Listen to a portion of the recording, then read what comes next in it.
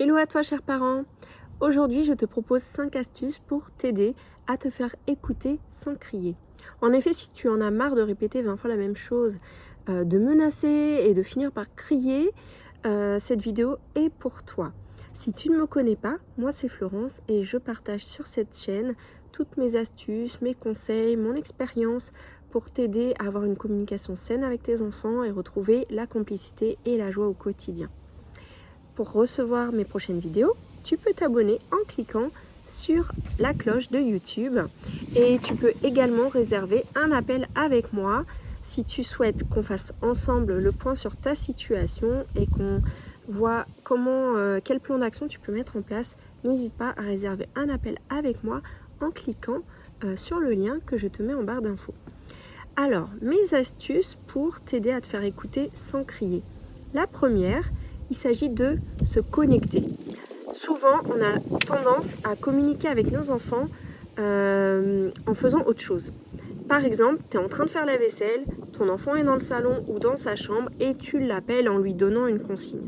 Sauf que lui, il est en plein dans son jeu. Et oui, nos enfants ont une fabuleuse capacité à être dans l'instant présent, ce que nous, on nous apprend à faire quand on est adulte. Mais alors eux, ils n'ont aucun problème avec ça.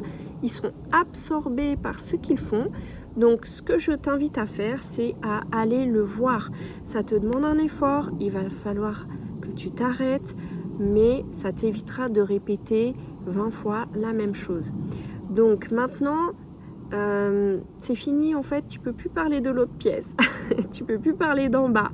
Si tu peux l'appeler quand même, lui demander de venir, mais voilà, ce que je t'invite à faire, c'est vraiment t'arrêter, aller le voir, te rapprocher et aller le voir parce que lui, il est occupé, il ne t'écoute pas, donc c'est le seul moyen que tu pourras avoir pour capter son attention. La deuxième astuce, c'est capter son attention en le touchant.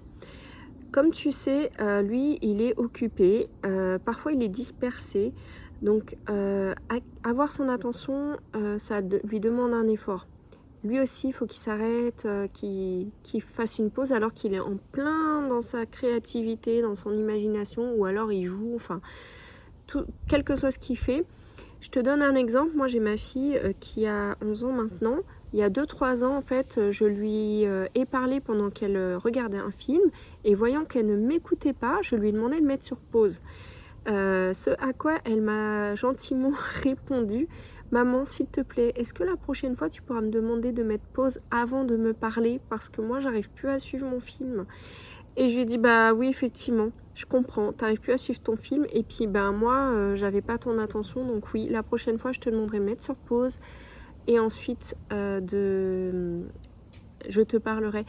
Donc pour ça, ça me demande que je l'interrompe quand même, donc c'est plus facile de la toucher, lui faire signe.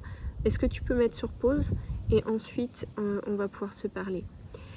La troisième astuce, c'est de faire des phrases courtes. Les longs monologues, ça entraîne que le décrochage.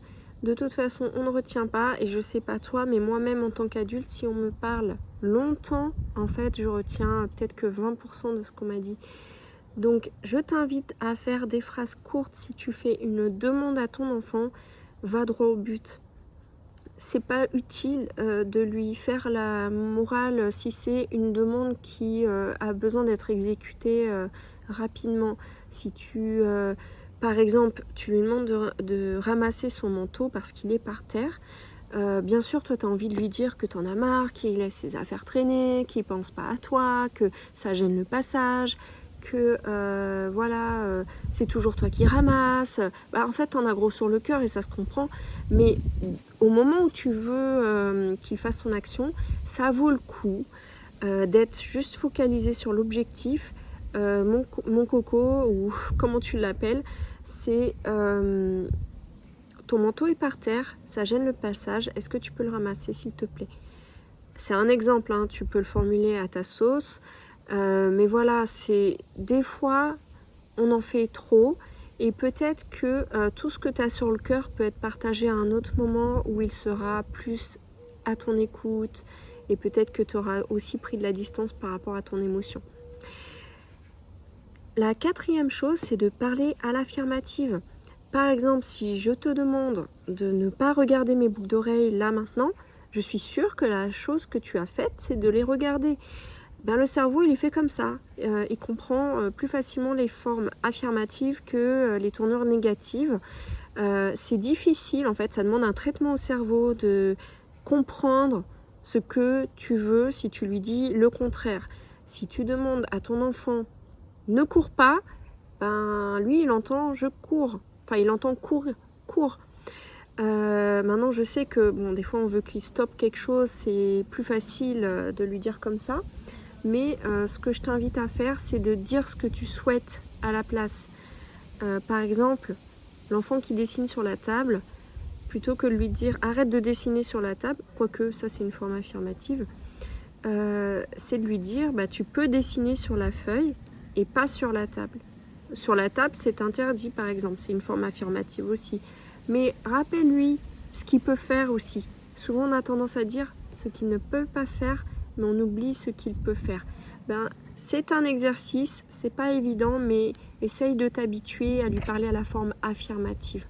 Même pour toi, c'est plus simple en fait. Ça use moins de mots. Personnellement, j'en suis fan.